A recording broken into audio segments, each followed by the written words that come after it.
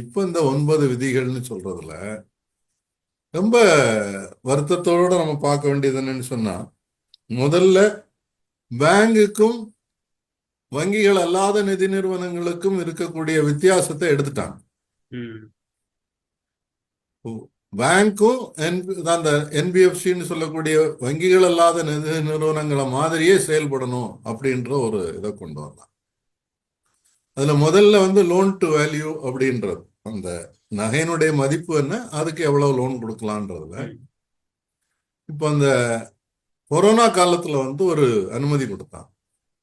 நீங்க அந்த மதிப்பினுடைய 80% வரை கடன் கொடுக்கலாம் அப்படின்னு. இப்போ அதை 75%, 75% குறைச்சிருக்கலாம்.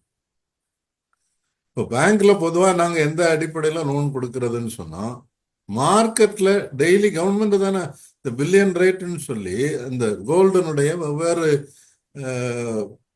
தரத்தின் அடிப்படையில ரேட் மார்க்கெட்லயே அனௌன்ஸ் பண்றாங்க, இந்த பில்லியன் மார்க்கெட்னு சொல்லி.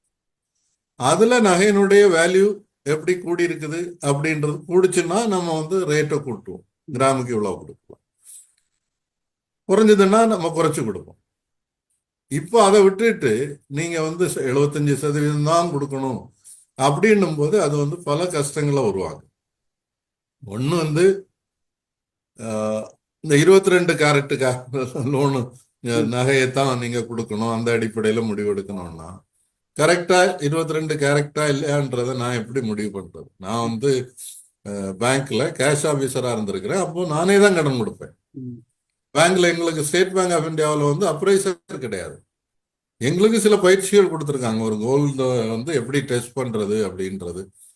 சும்மா கொஞ்சோண்டு உரசி பார்ப்போம், ஆசிட் போட்டு பார்ப்போம், சந்தேகம் வந்தா